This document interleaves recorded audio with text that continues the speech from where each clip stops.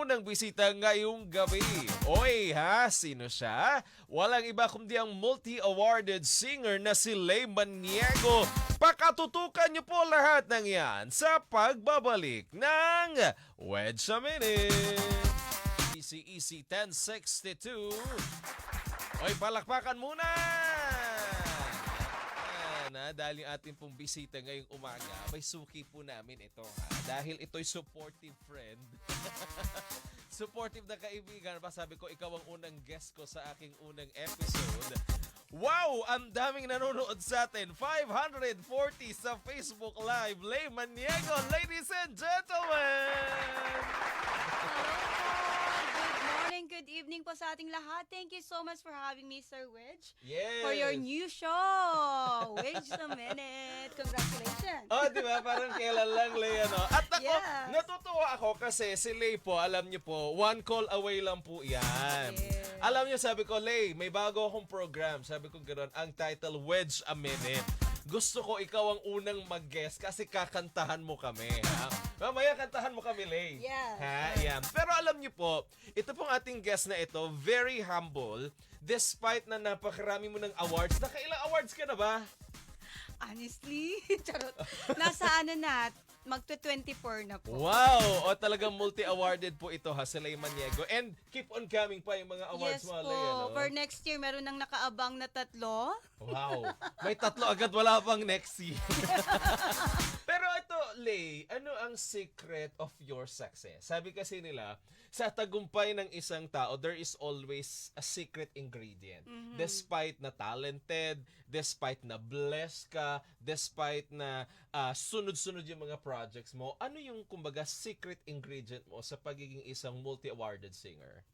Ang secret ko lang doon ay to have a good attitude always. Despite of your success, talagang you have to be humble all the time.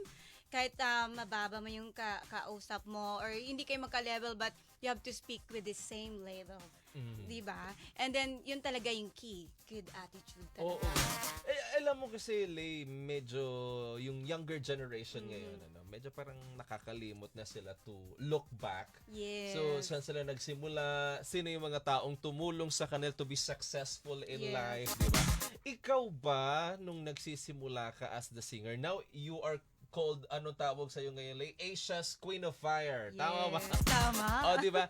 Asia's Queen of Fire. Pero ikaw, nung nagsisimula ka, sino yung mga taong tumulong sa'yo noon? Sino yung mga taong naniwala? Kasi at first, may mga tao na i-criticize ka nila na, sino ba naman yan? Hindi naman si Regine Velasquez. Yeah. Di ba? Parang magdududa sila sa kakayahan mo, magdududa sila sa talento mo, magdududa sila kung ano yung magagawa mo. Pero ikaw, sino yung kakampi mo? Sino yung tumulong sa'yo? Sino yung naging bahagi ng success mo? Well, unang-una, yung aking asawa, my husband, which is my manager, nung narinig niya yung boses ko, talagang siya yung nag-pursue sa akin to how you call it, to continue my dreams. Kasi ano, pangarap ko nung bata pa ako maging sikat na singer. And of course, hindi ko akalain na nandito na ako sa larangan ng industriya, no? And of course, madami pong mga naniniwala sa akin. Marami din pong mga nagda-doubts, but andyan pa din yung laban. Correct. Talagang masyadong to the highest level. Ayan, so of course gusto ko pong magpasalamat sa lahat po ng aking mga supporters, Ayun. mga followers, ang dami kasi nila. And of course, Love is Wall, my manager, and of course ang nagbigay sa akin ng title Sir Wedge ay si Sir Danilo. Oo, ayun nga, Yes. curious ako doon, Lay, ano, paano nabuo yung Asia's Queen of Fire? Nagkakilala ho kasi kami ni Lay, Asia's Queen of Fire na po siya. Una kong na-meet ito si Lay nung nag-guest sa amin sa Kada Umaga. Yeah. No? Pero I'm just curious, paano nabuo yung iyong Asia's Queen of Fire? Saan nanggaling yun? And paano nila nabuo yung ganoong tagline para sa'yo? Lay Maniego, Asia's Queen of Fire. Ganito kasi yan. Kasi dati, naging co-host po ako ng isang show ni Sir Danilo. So every time na nagpe-perform ako, kumakanta, he observed. Sabi niya, Lay, para kang nag-aapoy. alam mo yung pag kumakanta ka parang nahuhulog yung lahat ng mga bagay-bagay. Oo. So, para kang Asian. Sabi niya, Asian pa nga Asian. Aha. Queen of Fire. Sabi niya gano'n. Para kang nag-uusog. Aha. So, sige. Dapat yung title mo, Asia's Queen of Fire. So, yun. Doon nag-umpisa. Way back 2021. Okay. Way back 2021, that was pandemic. Tama Pandemic ba? times, Oo. yes po. Hindi ba during the pandemic walang mga events, walang mga gatherings? Paano 'yon? So paano ka nagkaroon ng mga projects? Mayroon pa din. activities? Yes, Oo. meron pa din. Is, di ba, pagka nag-show ka, kailangan natin ng rapid test. Siyempre, Correct. bawal yung madami yung tao. Kung Correct. sino man lang yung guest doon sa loob, yun lang at saka yung host. At siyempre, may social distancing yun. Oo. So, during that time, yung pandemic times, nagkaroon ako ng online shows.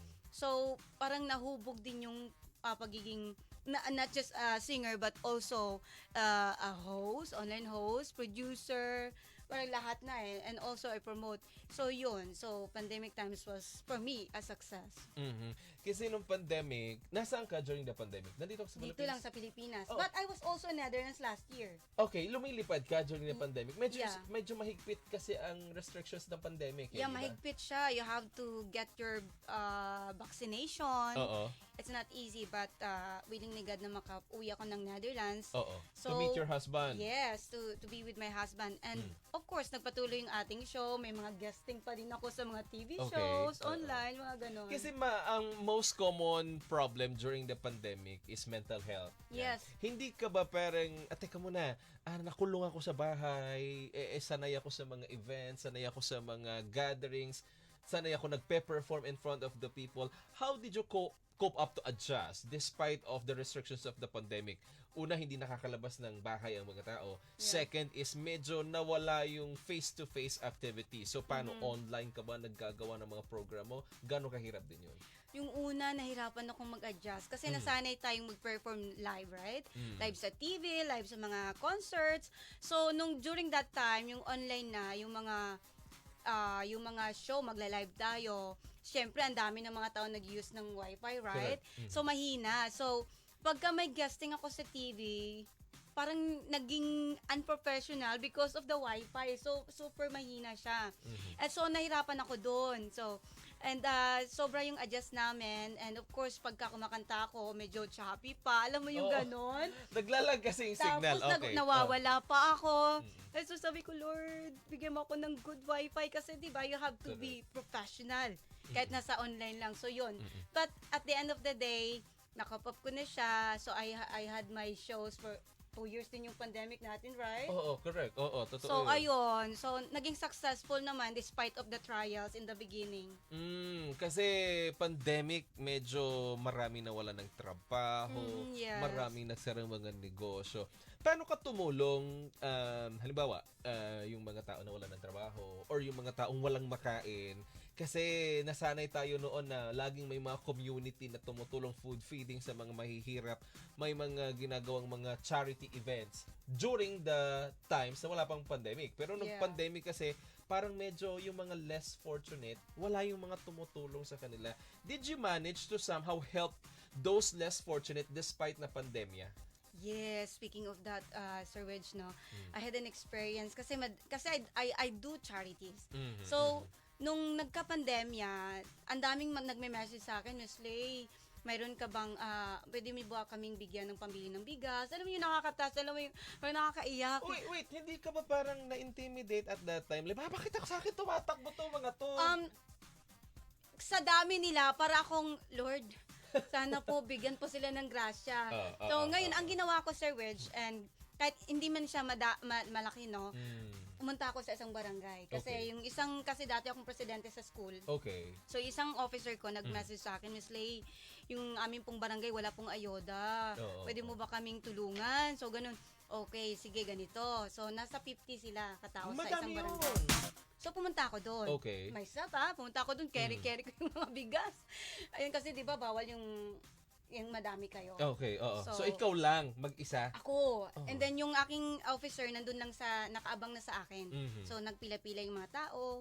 So madami din, Sir Wedge, and tumawag pa ako sa Malacanang. Aha. 3 barangay na tulungan natin. What do you mean? Tumawag sa Malacanang to Kasi nga, ask help? Ganun? Yes, kasi ang dami, not just Quezon City but also Quirino Province and other barangays. Oh. Nagme-message sa akin, Miss Clay, ganito guys, wala ka pa kaming ayuda.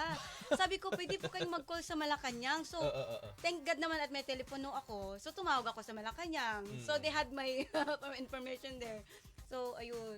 Thank God, pagka kinabukasan, may ayuda na sila. How does it feel, Leia, how does it feel na ikaw yung kinakasangkapan to somehow give back to the community? Parang ikaw yung nilalapitan ng mga tao, ikaw yung tinatanungan nila. Although, syempre tayo as a person, may limit din yung kapabilidad natin na tumulong sa kapwa, di ba?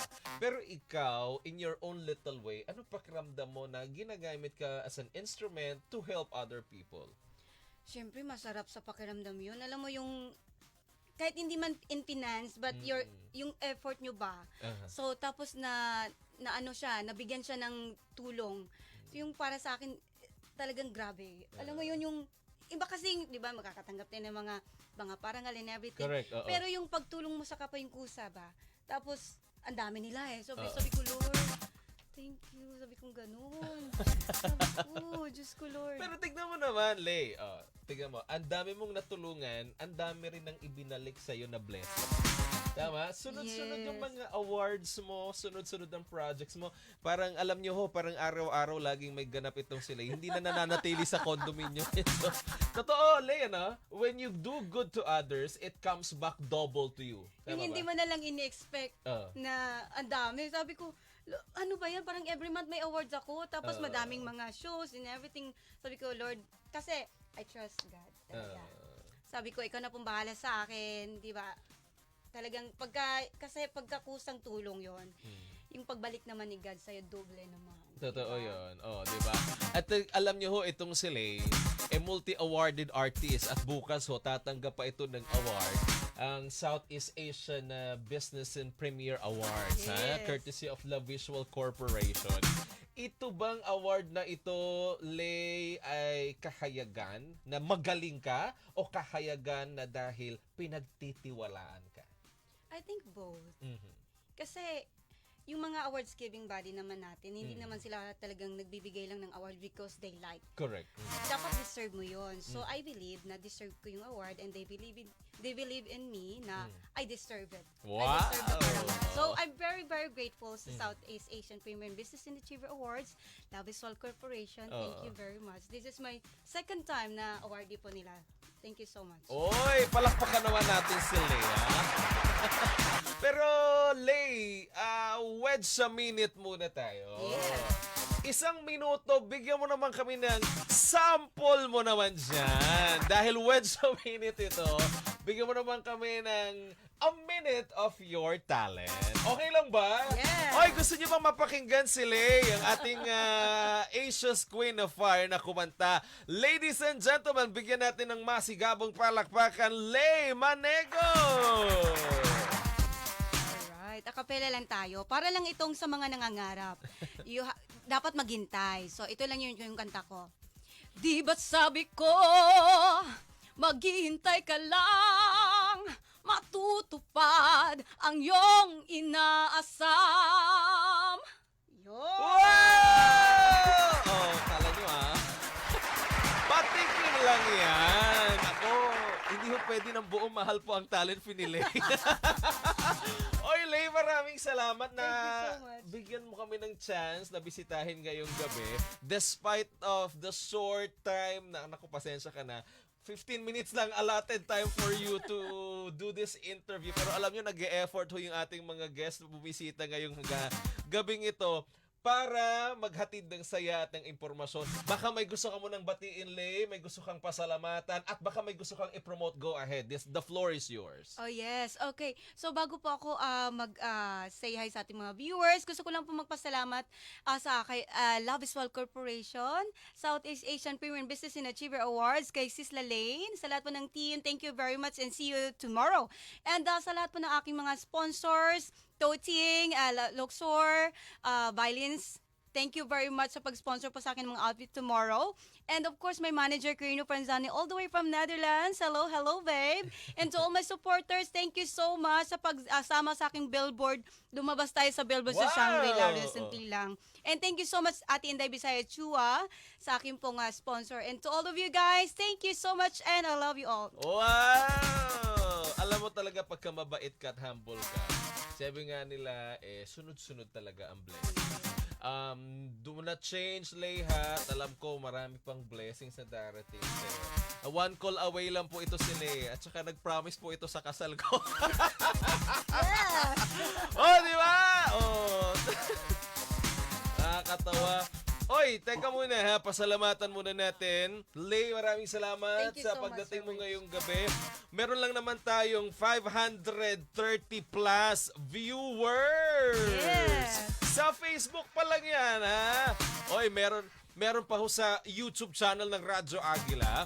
At Lay, meron din tayo sa mga radio stations, radio relay stations ng Radyo Agila DCEC 1062 sa Cebu, Davao, Lucena at sa Dagupan. Yan. Ha? Oy, maraming salamat. Sabi ni Jetro Japet, napakaganda naman po ng guest nyo, Sir Oh, Wes. Thank you naman. Oy, maraming salamat, Lay Manego. Thank you so much and At, God bless you guys. Nako, thank you very much and I'll see you tomorrow again. See you. At nag-oras ho sa buong kapuluan, alas 8:27 na po ng gabi. Sa aming pagbabalik, mga balita muna tayo hatid ng ating mga Agila correspondent. Huwag ho kayong alis, magbabalik po ang Wedge a Minute.